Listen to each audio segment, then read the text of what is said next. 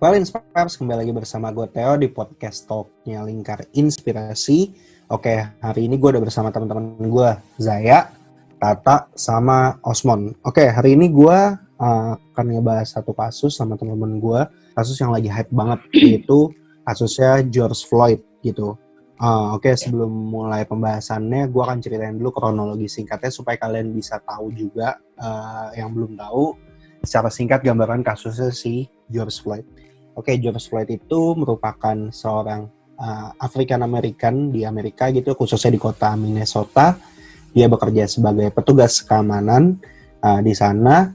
Dan pada suatu hari si George Floyd ini membeli rokok di salah satu minimarket gitu dengan uang $20 yang kemudian disangka oleh kasir tokonya uang ini palsu.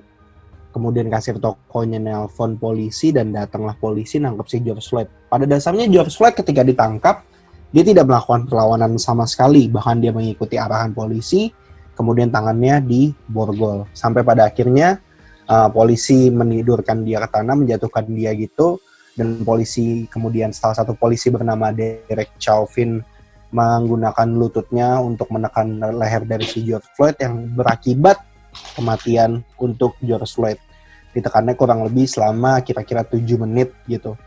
Nah, kasus ini menjadi booming di Amerika Serikat karena setelahnya dilakukan sebuah aksi protes, aksi damai sih sebenarnya, aksi damai untuk memprotes kematiannya si George Floyd gitu. Nah, jadi hari ini gue mau bahas kasus ini sama teman-teman gue di sini, gimana tanggapan mereka dan apa aja sih kemudian gambaran-gambaran dari kasus ini. Nah, yang pertama kali gue akan ngebahas sama, mungkin gini kali ya, gue akan nanya tanggapan dulu. Tanggapan lo terhadap kasusnya si George Floyd nih gimana, Tak? Halo Inspires, oke, gue langsung jawab aja ya, tanpa basa-basi lagi. Kalau gue, tanggapan gue personally terhadap kasus George Floyd ini, gue sangat amat menyayangkan hal ini terjadi lagi gitu, dan gue sangat menyayangkan kita harus kehilangan George Floyd gitu hanya karena hal sepele ya yang bisa maksudnya yang kayak sedang kami dikatakan itu bahwa disebabkan oleh rasisme lagi gitu loh, karena itu terjadi pada George Floyd yang adalah orang kulit hitam yang diserang quote unquote langsung tidak langsung sama white officers yang ada di Minneapolis gitu. Kalau menurut gue sendiri, gue sangat menyayangkan seperti yang tadi gue udah bilang, karena ini bukan hal yang pertama yang terjadi ya di US atau di negara manapun terkait rasisme. Ini adalah kasus kesekian yang kemudian viral karena akhirnya ada satu citizen yang berhasil ngerekam pada saat kejadian itu, pada saat si George Floyd itu ditekan ke bawah kayak yang tadi udah dijelasin sama Kateo di awal. Dan to be clear, dia tuh direnggut nyawanya cuma dalam waktu 8 menit 46 detik pada saat dia ditahan ke bawah gitu loh, pakai kakinya si officer itu. Dan balik lagi cuman karena $20 yang dituduhin ke dia kalau dia masukin duit untuk beli rokok kayak gitu. Jadi gue sangat menyayangkan karena dari yang udah gue baca artikel-artikel kejadian-kejadian nyata, terus beberapa cuitan-cuitan dari teman-teman yang ada atau tinggal di sana, bahwa diskriminasi terhadap orang kulit hitam itu masih kerap terjadi di sana, masih banget terjadi. Jadi gue sangat menyayangkan karena untuk sekian kalinya lagi ini harus terjadi. Yang menyebabkan di viral adalah karena si George Floyd ini sampai meninggal kayak gitu kan. Dan kita sama-sama tahu kalau kita udah pada nonton videonya bahwa dia tuh dia benar-benar ngomong dia nggak bisa napas dan dia sama sekali nggak ngelawan kalau kita nonton videonya. Jadi gue sangat menyayangkan bahwa karena gimana ya, kayak ada konsep gitu loh tersendiri sama orang-orang kulit putih, terutama mungkin officers atau orang-orang yang punya wewenang atau otoritas, bahwa mereka punya konsep sendiri terhadap orang kulit hitam gitu loh, bahwa umumnya orang kulit hitam itu ya keberadaan mereka itu mengancam keamanan orang kulit putih gitu. Mungkin karena dari penampilannya, karena dari the color that they have kayak gitu-gitu. Jadi menurut gue sangat menyayangkan kejadian ini yang terjadi karena rasisme gitu, atau diskriminasi lah terhadap orang kulit hitam. Oke, kalau lo ngambil poinnya rasialisme ya, Taya. Kalau lo, Zay, gimana tanggapan lo terhadap kasus si George Floyd ini? Halo Inspirers, jadi untuk menanggapi kasus kali ini, sebenarnya gue nggak jauh berbeda dari tanggapannya Esther kita. Sebenarnya ini tuh, kalau menurut gue pribadi, ini tuh adalah kasus hak asasi manusia yang dilanggar sama salah satu antara pemerintah United States. Dan menurut gue, kenapa kasus ini bisa sangat booming selain karena emang ada korban yang meninggal dunia. Ya itu tadi balik ke kasus rasisme dan brand konsepnya yaitu kasus HAM gitu kan. Dan bisa dilihat juga di berbagai media di seluruh dunia memberitakan hal ini, dan menurut gue itu lebih condong kenapa mereka seperti ya karena ini udah menyangkut masalah kemanusiaan gitu kan. Dan semua protester juga kan mereka menggerakkan Black Lives Matters yang mengisyaratkan bahwa nyawa kulit hitam ini itu tuh juga penting gitu loh. Dan mereka berusaha untuk meningkatkan awareness terhadap ya orang-orang kulit hitam. Maksudnya biar rasisme itu udah diminimalisir gitu kan di Amerika. Nah, kalau menurut gue sendiri sebenarnya gue lebih concern kepada ini adalah aksi dari kemanusiaan. Dan selain karena ada korban yang meninggal dunia ya, dan menurut gue balik lagi kenapa Black Lives Matters ini bisa booming selain dengan adanya kasus ini, menurut gue sendiri Black Lives Matters itu sebenarnya udah ada pada tahun 2013 ketika pertama kali movement ini tuh bergerak atau diciptakan sama para komunitasnya sekarang kan. Dan sebenarnya setelah munculnya Black Lives Matters ini, kemudian ada di counter movement sama gerakan juga yaitu Blue Lives Matters. Nah, Blue Lives Matters ini sebenarnya terjadi karena adanya pembunuhan polisi Amerika oleh kalau nggak salah oleh orang kulit hitam gitu. Makanya kenapa muncullah Blue Lives Matters. Dan jadinya nih sebenarnya menurut gue dengan kita dengan kita menyuarakan Black Lives Matter yang orang-orang bilang ini bukan tidak mementingkan nyawa orang lain, tidak mementingkan ras orang lain, tapi sebenarnya secara nggak langsung ya kita juga mengakui bahwa diri kita itu sebenarnya memang terbagi-bagi dengan beberapa fraksi. Dan menurut gue ya memang itu udah naturalnya kayak gitu sih sebenarnya. Cuman kita di sini jadi posisinya mengakui bahwa kulit mereka hitam dan kulit kita putih dan kulit mereka kuning seperti itu. Dan menurut gue ketika kita mau membuat langkah yang lebih besar lagi, kita juga harus menimbulkan konsep yang lebih besar lagi, yang maksudnya orang nggak bisa terima, orang harus bisa terima dan harus bisa berubah gitu. Gak semata-mata ini black, ini white atau ini blue. Dan yang lebih ternyata yang setelah gue baca lagi bahwa Blue Lives Matters ini itu juga dikampanyekan oleh Trump waktu dia kampanye di tahun 2015. Dan di sini Trump juga sempat stated di salah satu media di Amerika bahwa ketika Trump nanti terpilih sebagai presiden, dia akan memutuskan secara eksklusif bahwa siapapun yang menembak mati polisi atau melakukan kejahatan pada polisi akan dikenakan death penalty.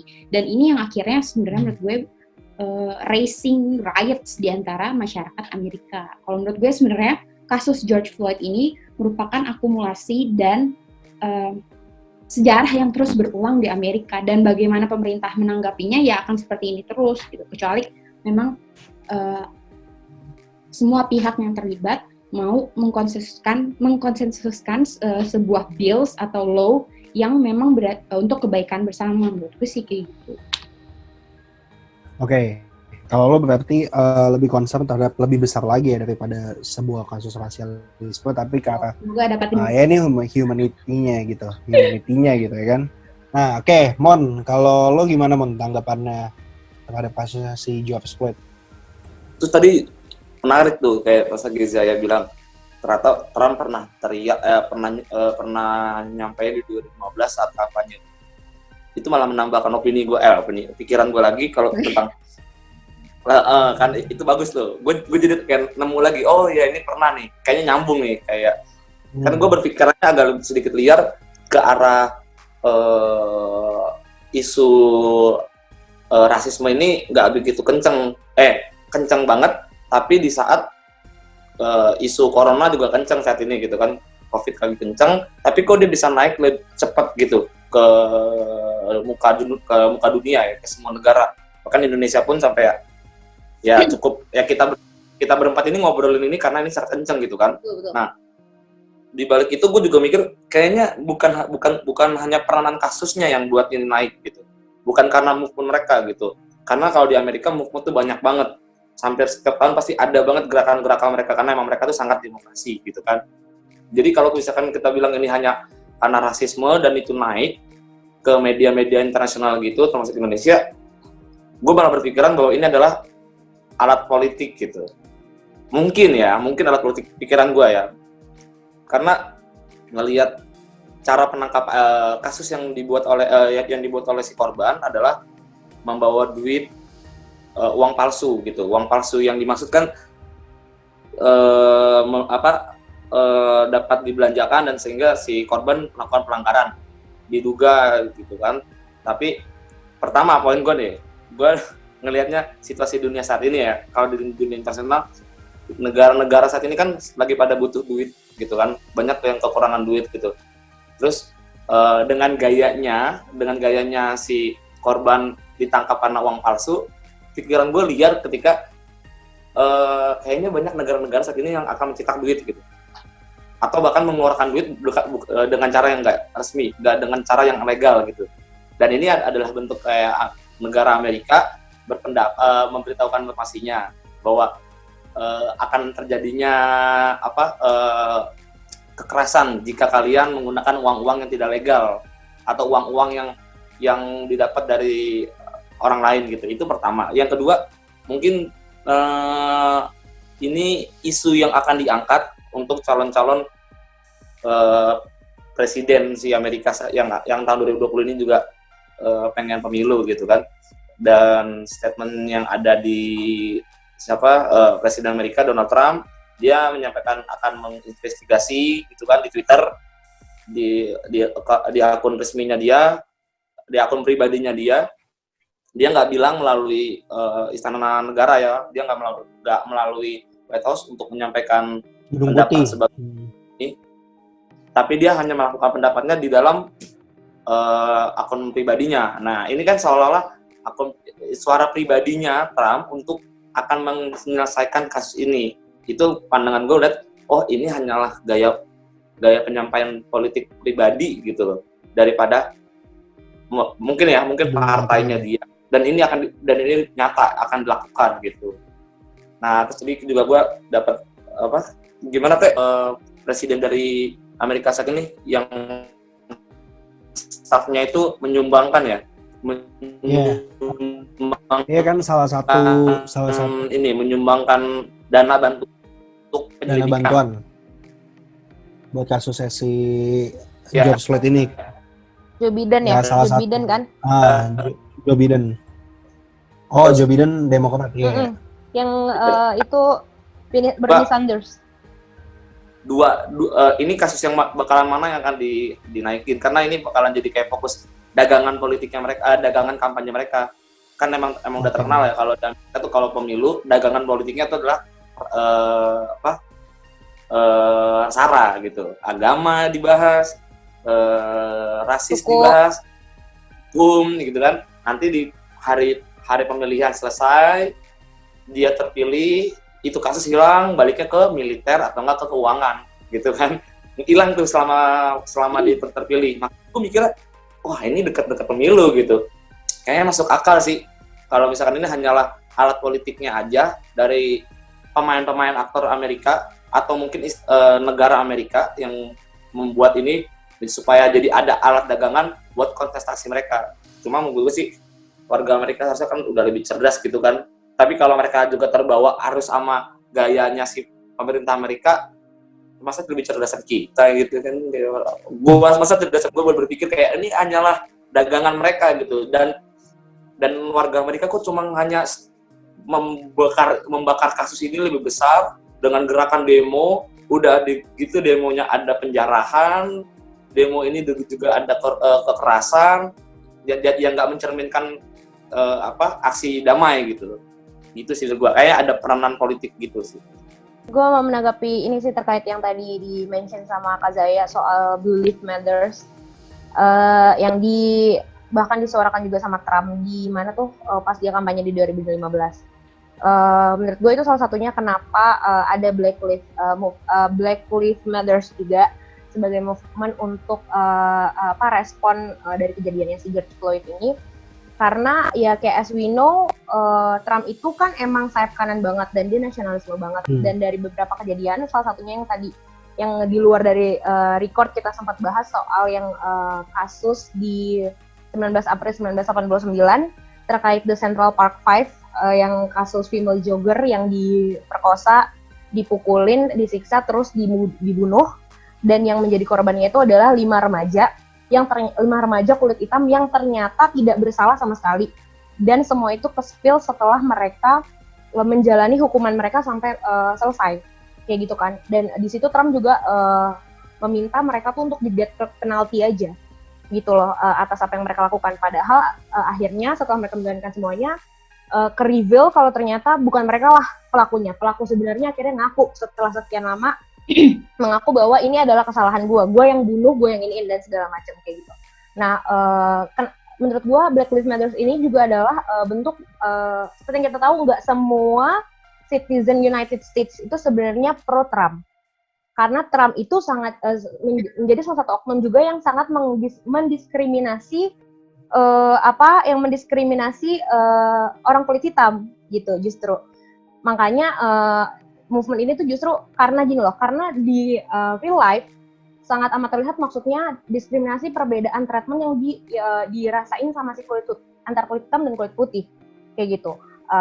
Dan karena kejadian si George Floyd ini sebagai korban itu diakibatkan oleh white officers terhadap black people citizen in United States, that's why terciptalah movement Black Lives Matter ini. Jadi maksud gue kayak berangkat itu tetap karena diskriminasi terhadap si orang kulit hitam ini tuh ada real nyata gitu loh terjadi. That's why akhirnya terblow up kasus ini kayak gitu kan, dan terciptalah movement yang mereka sekarang ciptakan. Sebagai tambahan, gue juga menandatangani petisi Black Lives Matter gitu, dan I still stand for the humanity, maksudnya any kind of discrimination dan inequality yang didapetin sama manusia, gue tetap nggak setuju. Jadi maksudnya ketika gue menyampaikan dan menyuarakan ini, gue juga melakukan gitu loh, dan nggak serta-merta karena US itu keren, and then black people ini kayak mendunia banget, rumornya akhirnya gue jadi tanda tanganin petisi. No, I did it too, di negara kita gitu loh. Jadi maksud gue terlepas dari segala unsur konspirasi dan apapun itu terkait kasus si George Floyd, diskriminasi terhadap kulit hitam itu benar real terjadi gitu loh. Jadi maksudnya berangkatnya sebenarnya menurut gue landasan awalnya tetap itu dulu. That's why ini di blow up, walaupun mungkin akhirnya ini menjadi santapan buat para pelaku politik untuk dijadiin weapon sama mereka, khususnya dari United States, seperti yang tadi kata Osmon, untuk menaikkan karena mereka mau pemilu bentar lagi. Maksudnya terlepas daripada itu semua, that racism itu happens gitu. Kalau menurut gue sih kayak gitu. Dan tambahan, salah satu kenapa Black Lives Matter ini kan adalah goalnya mereka itu untuk supaya ditegakkan keadilan terhadap si George Floyd, supaya si officersnya ini tuh dapat yang setimpal lah, ganjaran yang setimpal kayak gitu kan. Itu kan karena United States citizen itu sama-sama tahu bahwa Trump itu stand for white people banget, dan terutama ya gitu aparat-aparat gitu yang adalah bagian dari Trump sendiri gitu. Jadi maksud gue kayak nggak menjadikan karena Trump menyuarakan Blue Lives Matters, jadi Black Lives Matter ini nggak ada apa-apanya, tapi justru karena memang itu real terjadi gitu. Si Black Lives Matter ini tuh si orang kulit hitam ini beneran mendapatkan diskriminasi. Kalau gue kayak gitu, itu cuma tambahan aja. Kasih guys. Tapi menurut gue ya, gue kayak mau nanya ke Zaya juga deh, sekalian juga ke Tata, karena lu kan kayak Tata kan ngebahas tentang ini adalah rasisme yang memang ada kesalahan ada rasisme yang dilakukan oleh polisi Amerika. Tapi kalau Zaya bilang ini adalah gerakan humanity gitu kan. Cuma gue nggak yakin sih sama humanity, karena humanity itu gerakan yang nggak pernah selesai gitu kan. Kalau ditanya nasionalisnya si bangsa Amerika atau warga Amerika, kayaknya itu mereka sih lebih nasionalis gitu daripada teriak-teriak humanity gitu kan. Hanya mungkin 5% aja lah dari bangsa Amerika yang teriak-teriak itu. Dan kalau dari si Tata juga ngomongin rasisme, ini kayak ajang ikut-ikutan gitu, kayak jadi naik gitu, karena gue juga ngelihat video-video gitu kan, ketika ada orang kulit hitam yang melakukan kekerasan kepada orang kulit putih, sering kan di dalam klub gitu kan, di dalam bar, orang kulit hitam tuh melecehkan gitu kan, tapi nggak pernah naik gitu. Makanya gue nggak setuju juga kayak rasisme itu orang kulit hitam jadi korban gitu. Jadi gue bukannya gue nggak concern untuk itu dua, cuma kayaknya nggak semudah itu Ferguson buat ngebahas rasisme. Kayaknya ini hanya alat doang gitu sih. Tapi itu sebenarnya itu kan kalau dari kacamata lo ya, kalau menurut gue dari kacamata gue sebagai gue bukan tipikal orang yang emang membela abis-abisan humanity, tapi maksudnya itu juga salah satu tameng gue untuk hidup di dunia ini, karena gue punya yang namanya human rights law, dan itu menjadi tameng gue. Kenapa? Makanya gue ada di sana gitu. Dan ketika menurut lo humanity di sini, apalagi khususnya di dalam kasus George Floyd bisa digunakan sebagai tools campaign-nya calon-calon presiden Amerika di tahun yang akan datang, itu emang benar sih, maksudnya pasti ada research yang mengarah ke sana. Tapi menurut gue balik lagi, sebenarnya humanity ini juga bisa menjadi alat buat nge-counter adanya keserakahan dari para pencari kekuasaan ini gitu loh. Karena kalau misalnya gimana ya, kan kalau kata orang hidup tuh harus balance. Kalau misalnya kayak kekuasaan mereka terus langgeng, terus kayak orang kan pasti kayak greedy, jadi serakah gitu kan, dimanapun pasti akan mencari keuntungan buat diri sendiri. Nah, hal itu dibatasi dengan adanya yang lo bilang tadi, bahwa ini tuh adalah alat untuk menjual agendanya para politikus gitu. Dan sebenarnya ini juga bisa meng-counter si politikus itu sendiri, kayak ya kalau memang ini adalah apa yang lo cetuskan, ya lo harus jadi rakyat bisa menuntut mereka dengan apa yang mereka cetuskan sendiri, ya di mana humanity law sekarang gitu, dan di mana posisi Amerika di dalam hukum internasional, apalagi Amerika di sini adalah sebuah negara besar yang juga menjadi salah satu faktor berpengaruh kenapa setiap insiden yang terjadi di Amerika, mau itu insiden dari A sampai Z, bisa booming ke seluruh dunia. Itu udah menjadi hal yang paling mendasar banget dari dulu, karena Amerika sudah menjadi poros dunia, menurut gue sih kayak gitu. Jadi humanity itu sendiri selain emang bisa menjadi alat buat alat dagang ya para politikus, ya itu bisa jadi tuntutan balik sih buat mereka, buat ya ini batasan lo tuh ada di sini gitu. Oke, kalau dari gua pribadi sebenarnya gini ya, kalau tanggapan gua pribadi ketika dibilang kasus ini rasialisme ataupun humanity ataupun tadi berkaitan sama pemilihan Amerika yang akan dilakuin, sebenarnya ini hanya sebuah guliran bola salju aja yang kebetulan nimpa si George Floyd gitu, tanpa mengurangi rasa prihatin gue terhadap kasusnya si George Floyd ini ya gitu. Karena kenapa gue beranggapan kayak gini, kalau kita lihat bahwa 57 tahun lalu gitu Martin Luther King telah mengampanyekan satu hal movement yang keren banget gitu, bahwa melalui pidatonya I have a dream gitu, gue punya mimpi, ketika seluruh orang di Amerika berlainan warna kulit, bukan dilihat dari kulitnya tapi dari kepribadiannya, kemudian ini tidak bisa diimplementasikan secara utuh di kehidupan saat ini, tercermin dari kasusnya si George Floyd dan teman-temannya yang kayak tadi. Sebenarnya gue sepakat sama apa yang dibilang Tata gitu, ini terkait sama rasialisme, oke. Ini terkait sama humanity pun oke, karena bukan cuma George Floyd doang, dan bukan cuma menimpa kulit hitam doang, tapi juga banyak kulit berwarna juga tentunya yang jadi korban dari pemerintah gitu kan, dari mungkin sebuah black project ya pemerintah gitu.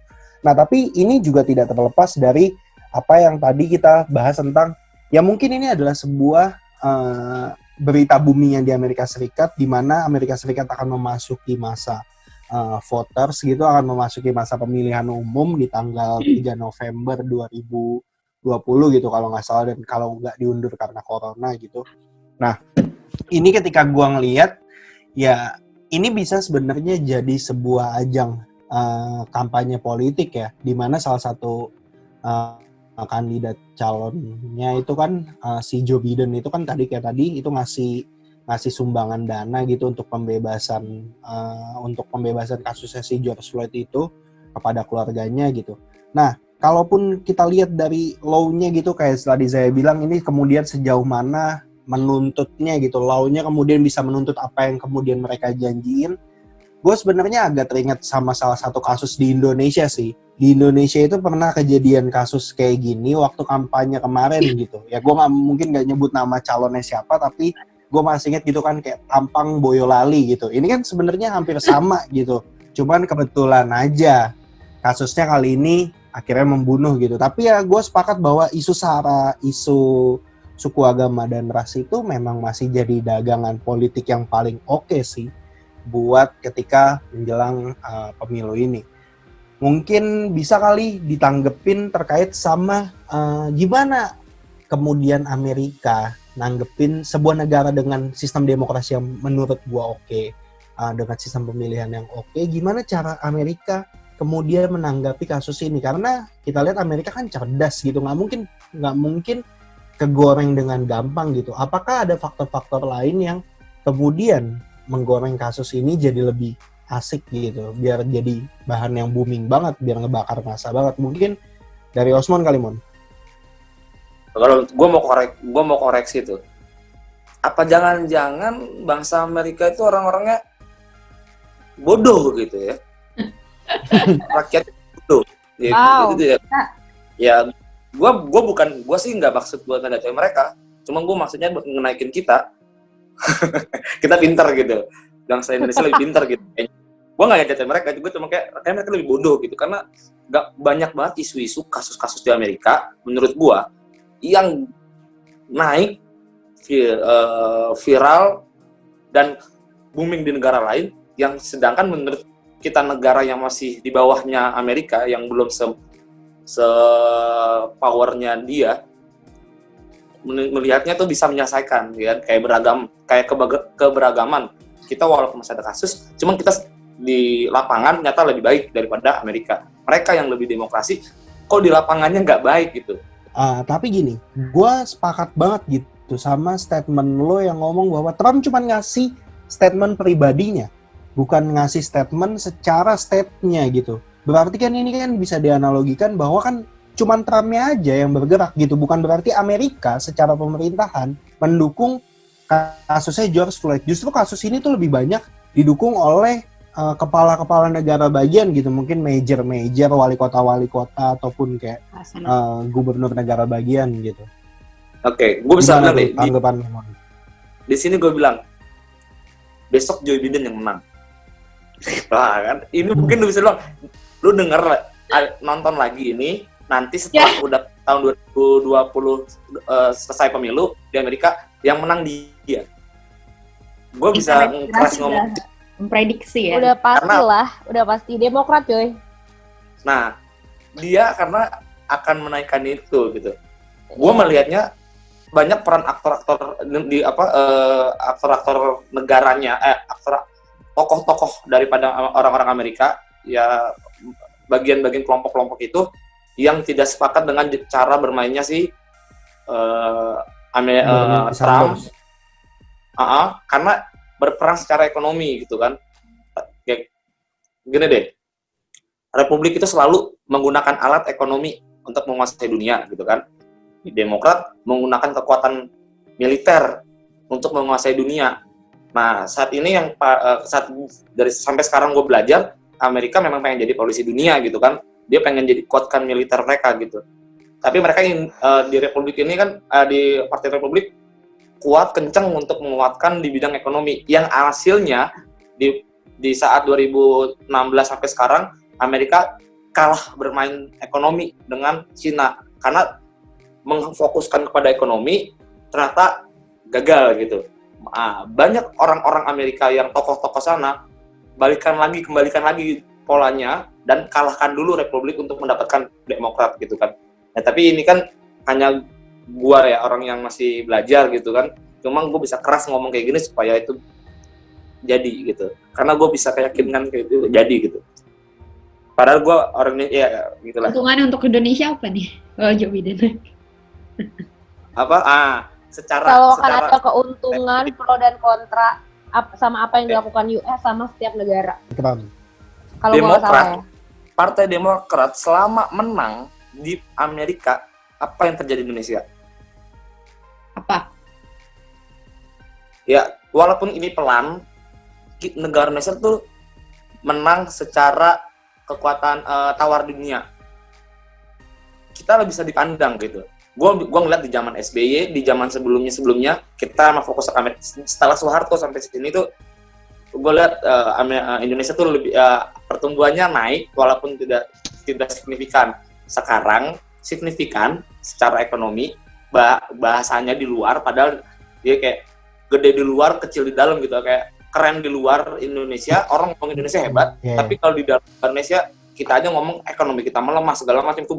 Nah, mungkin keuntungannya adalah ketika Demokrat naik, marwah di luar udah oke. Amerika dari Partai Demokrat itu suka support kita gitu. Mungkin kayak akan bakal Luar dalam jadinya gitu ya. Iya, gue sih setuju Demokrat naik. Besok kalau bisa gue gabung. Gue malah punya cita-cita. Gue pengen gabung ke Partai Demokrat Amerika. Pengen belajar gue gitu. Mereka nguasain wilayahnya Amerika tuh gimana gitu. Strategi mereka buat politik. Jadi kalau ditanya kayak saya tadi, untungnya untuk Indonesia apa? Wah, kayaknya gue kalau misalkan Joe Biden menang, Jokowi sih geser gitu. Jokowi sih geser gitu kayaknya.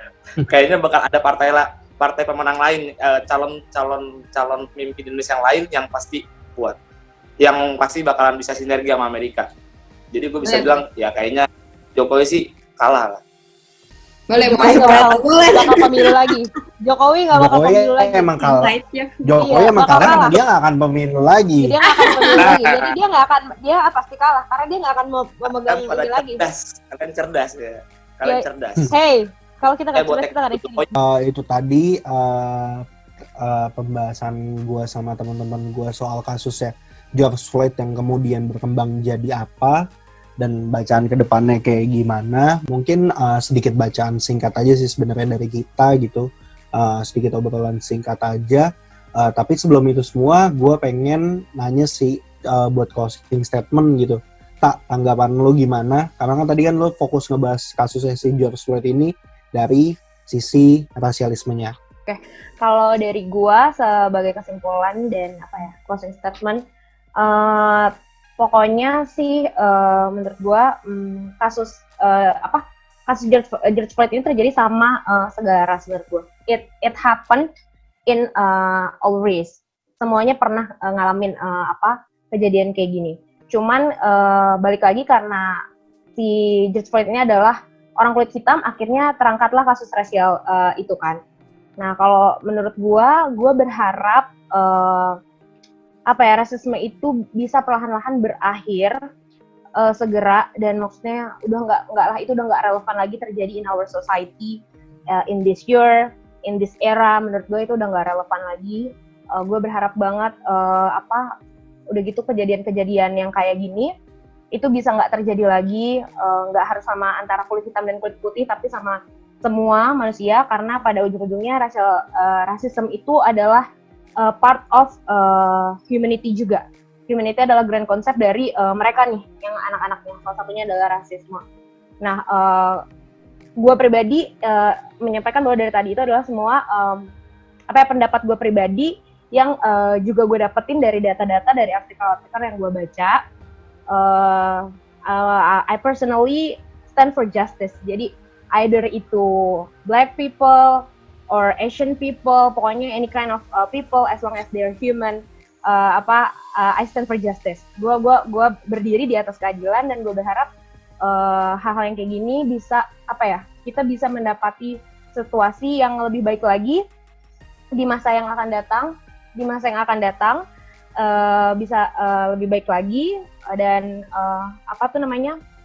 terlepas dari semua unsur-unsur politik, gue pribadi tetap tidak setuju dengan akibat atau korban yang akhirnya dihasilkan dari kejadian-kejadian atau jembatan-jembatan politik atau cara-cara United States atau negara manapun untuk memegang mengambil kekuasaan gitu. Semoga kalian mengerti apa yang saya maksud. Ya kalau dari gue gitu. Oke, Zai, statement lo untuk kasusnya George Floyd. Dari gue simpel aja, mungkin secara gambaran besar ya, karena tadi gue mendiskusikan tentang humanity.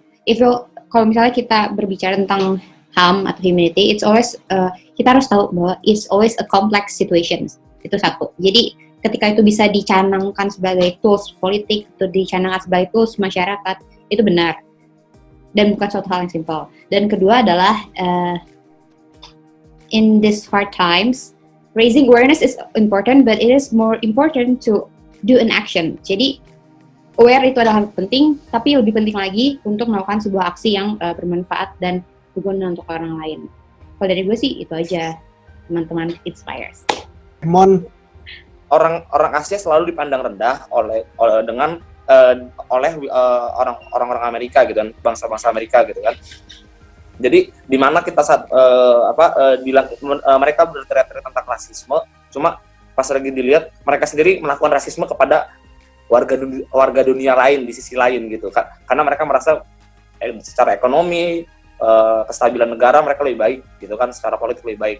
Jadi gue akan menyampaikan tentang rasisme dan humanity itu adalah hanyalah bahan diskusi yang tidak pernah selesai sampai akhir zaman gitu, karena walaupun kencang tapi hanya waktu-waktu tertentu. Jadi gue lebih pilih ini semua adalah alat politik gitu kan, alat politik agenda politik daripada negara Amerika dan agenda politik bagi orang-orang tokoh daripada Amerika yang saat ini akan melakukan pemilu. Ini akan berpengaruh dan gue yakin bahwa siapa tadi calon presidennya gue dukung, gue lupa namanya. Joe Biden. Itu akan gue yakinkan gitu kan. Dan Demokrat akan jaya. Ketika Demokrat jaya, akan mendapatkan gaya hidup lagi ya seperti dulu. Dan gue bisa yakinin juga bahwa ini semua terjadi juga karena adanya dinamika dunia dengan COVID gitu, antara dua itu. Dan gue juga karena cetak uang palsu itu hot ketika saat ini terjadi, sedangkan dulu sempat hilang, jadi itu kenapa snack itu aja. Oke, itu tadi hasil obrolan gue sama teman-teman gue. Sekali lagi tanpa mengurangi rasa duka kita juga terhadap kehilangan si George Floyd, dan closing statement kita ini dan statement-statement kita yang kita sampaikan ini merupakan pemikiran pribadi kita, nggak ada hubungannya juga sama kemudian nanti yang akan terjadi ke depannya. Ini cuma sedikit tebakan doang dari kita, gimana cara kita ngeramal masa depan sebenarnya, dan juga tidak terkait sama salah satu afiliasi partai politik manapun, karena sesungguhnya kita juga bukan orang Amerika, kita nggak milih juga.